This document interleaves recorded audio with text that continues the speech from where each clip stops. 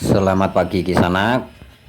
Ya, ini di kebun ya, kebun tempat pembudidaya. Sambil kita jelaskan nanti ya Kisanak ya, beberapa hal yang mungkin bisa membantu kalian untuk menanggulangi ataupun bisa membantu kalian dalam melakukan proses menanggulangi hal-hal yang tidak diinginkan ya Kisanak ya. Nah, ini yang perlu kalian pahami di sini loh ya. Di sini itu selalu melakukan program ya. Itu sejak untuk bonggol-bonggol pilihan itu sejak kecil. Sejak seperti ini di sana sudah kita lakukan pemilihan cabang. Kalian bisa lihat ini dulunya ini ada yang naik ke atas 2 cabang sehingga kita potong. Nah, yang kita ambil alur ke doyongnya di sana ya, alur doyongnya. Nah, itu sudah kita sesuaikan, sudah kita program sejak bonggol masih segini, termasuk akar. Akar juga sudah kita mulai lakukan pemilihan akar itu di saat ground. Ini dulunya kan nyambung seperti ini di sana ya. Tuh kan jelek. Ya. Nyambung seperti ini, jelek sekali. Jadi kita potong, kita lakukan pemotongan untuk supaya apa? Ini tidak fatal nanti terjadi fatal, merusak pandangan dan juga bisa meminimkan harga ya tentu. Jadi seperti ini yang perlu kalian pahami. Juga sudah kita lakukan pemilihan akar yang akan kita pendam segini nanti dengan media ya di sana ya, dibantu talang. Nah, seperti ini kita selalu menggunakan talang untuk membantu pemendaman akar tahap berikutnya dengan media yang super poros ya di sana ya, dengan media yang super poros sehingga bisa meminimkan terjadinya pembusukan ya. Pembusukan itu terjadi itu karena kelembapan yang tinggi di sana. Itu faktor utama, kelembapan yang tinggi di areal sekitar sehingga pohon ini tidak kebal terhadap serangan alam gaib itu. Nanti kita jelaskan supaya kalian bisa menanggulangi semuanya. Nih ya, dipendam, jadi akarnya itu usahakan untuk terpendam di sana. Nah, nanti yang bekas potongan tadi akan keluar akar serabut sehingga kita cek lagi, buka talang lagi, kita cek lagi seperti itu buat bonggol-bonggol terpilih. Nah, termasuk ini dulu sudah kita pilih akarnya di sana ya, sudah kita pilih sehingga tidak semrawut, akarnya tidak tumpang tindih ya. Nih, tidak tumpang tindih, dan ini sudah kita pilih juga cabang-cabangnya sehingga yang kita pilih agak melengkung, cabang yang lain kita buangin di sana. Jadi yang tumbuh-tumbuh tunas juga kita buang. Ini akarnya juga kita pilih seperti ini. Karena seninya juga ini doyong buat bonggol-bonggol yang terpilih ya. Ini sudah kita buka talang seperti tadi, prosesnya sudah kita buka talang sehingga terpilih seperti ini. Nih, doyong-doyong seperti ini. Yang nanti barang-barang seperti ini yang akan mahal, yang terjadi yang yang akan kita desain bagus itu yang doyong-doyongan seperti ini di sana. Karena yang mahal ya seperti ini. Ya.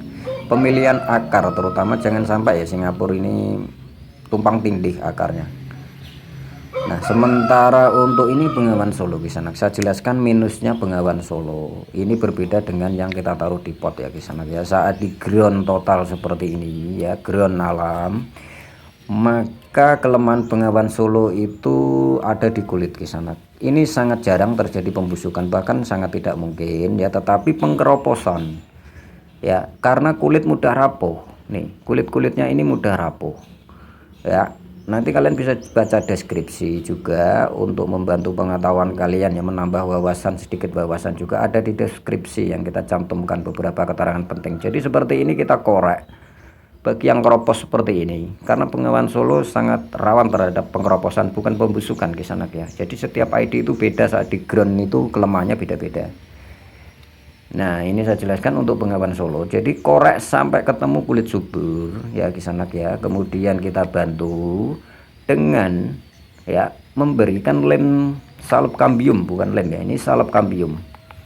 Nih, salep kambium kemudian kita tutup ya. Terutama untuk bagian yang tepi-tepi kulit kita tutup seperti ini. Ini untuk apa? Untuk supaya kulit itu bisa membantu menutup bekas korekan ini ya di sana, membantu kayu itu yang terkelupas. Jadi ini untuk Bengawan Solo. Nah, untuk melakukan ground misalnya ya, kalian punya bibit Singapura atau bibit wajit alisa dan lain-lain, itu lebih aman di ground itu dilakukan dengan bantuan talang di sana. Memang lebih keluar biaya, tetapi ini lebih aman ya, lebih aman untuk melakukan ground seperti ini. Rawan apa itu yang terjadi pembusukan itu hampir mustahil. Ya, di dalam ground ini tentu bibit ya, sebelumnya bibit yang akan kalian tanam tentu sudah hidup ya kisanak ya, sudah hidup. Sehingga dalam talang ini kita memakai media yang super poros, bisa 1:1 antara tanah sama sekam lapuk ya kisanak ya. Itu untuk di dalam talang ini, sehingga sangat sulit untuk terjadi pembusukan, tetapi juga harus dibantu pupuk kimia ya kisanak ya, karena peran pupuk kimia itu sangat penting dalam ground seperti ini. Nanti saya jelaskan ya peran pupuk kimia itu. Jadi usahakan untuk ngeground pakai talang kisanak ya, supaya aman. Nah, ini bonggol yang sudah agak besar, jadi seperti ini sudah lolos sebetulnya dari pembusukan ya. Tetapi kita jelaskan kenapa terjadi pembusukan ya. Pembusukan itu awal mulanya itu kelembapan curah hujan yang tinggi kisanak ya. Semua juga tergantung kepada tekstur tanah. Nah, ini tanah di sini, ini tanah yang rawan sekali terhadap pembusukan karena lengket seperti ini, lengket. Berbeda dengan tanah merah ataupun dengan tanah berpasir, itu nggak usah pakai kimia juga jarang busuk. Tetapi di sini kalau kita biarkan busuk. Nah, makanya itu untuk mencegah pembusukan saat di ground seperti ini, lakukan pemupukan kimia saat curah hujan tinggi. Kalau kemarau nggak usah dipupuk. Ini awal musim penghujan sampai akhir penghujan itu kisanak ya, per bulan kita taburin pupuk kimia yang kandungan nitrogennya tinggi. Cari pupuk kimia yang kandungan nitrogennya tinggi, taburkan ya, taburkan di tepian seperti ini. Bisa 3 sendok atau 4 sendok ya. Jadi per bulan kisanak, jangan sampai dekat pangkal karena ini nitrogennya tinggi, panas kisanak ya. Nah, ini untuk mencegah pembusukan dan sangat minim terjadi pembusukan. Karena apa? Pohon ini juga memerlukan kandungan lemak, protein ya, untuk supaya ada kekebalan kepada kulit ya, kekebalan terhadap kayu dan sebagainya. Itu tergantung juga pada pupuk kimia. Dengan diberi kimia maka mereka akan minim pembusukan kisanak ya. Sama seperti ini yang dulunya ini ausigul kalau nggak salah, ausigul. Jadi dulunya kita ground dengan bantuan talang, sehingga talangnya kita ambil ya, sudah kita ambil sehingga akarnya kelihatan seperti ini. Inilah yang nanti minim pembusukan itu seperti ini. Sebetulnya pembusukan itu awal mulanya bukan di akar tetapi di batang ini yang ada hijau-hijaunya ini bukan nggak mengaruh sebetulnya ya. Yang membuat busuk itu kelembapan yang tinggi di sana ya. Jadi seperti ini saya sarankan untuk selalu ditaburi pupuk kimia yang kandungan nitrogennya lebih tinggi ya. Jangan lupa ada PK-nya juga di tepian supaya membantu mereka mendapat protein dan juga lemak, sehingga ada kekebalan dalam apa itu, menanggulangi serangan alam gaib itu ya kisanak, dari serangan-serangan itu, sehingga tidak terjadi pembusukan. Nah, paham kan kisanak? Nah, sementara ada beberapa ID Singapura yang kita ground seperti ini ya, kita program awal kita setting ulang. Nah, jadi tidak menggantungkan pada cabang atas ya kisanak ya. Jadi yang kita lakukan program awal seperti ini biasanya bonggol-bonggol yang nilainya tidak bagus, kelak nantinya tidak bagus ya, cabangnya nggak beraturan, sehingga kita lakukan setting ulang seperti ini untuk mendapatkan tunas baru yang langsung kita kawat di dalam ground seperti ini. Ini setting ulang ya, program ulang yang kita masih membutuhkan tunas baru untuk dilakukan pengawatan ya. Nih seperti ini.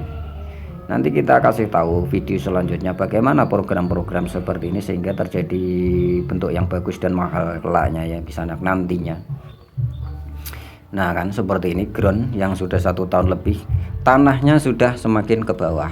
Nah, ini sebetulnya waktunya untuk mengambil talang di sana ya, untuk mengambil talang. Jadi saya sarankan untuk ngeground seperti ini, entah itu Singapura ataupun daur ID apapun, usahakan pakai talang dengan kombinasi media 1:1 yang saya sebutkan tadi di sana ya, di dalam talangnya. Kalau tanahnya ada bawah itu kan nggak usah, karena itu tanah murni.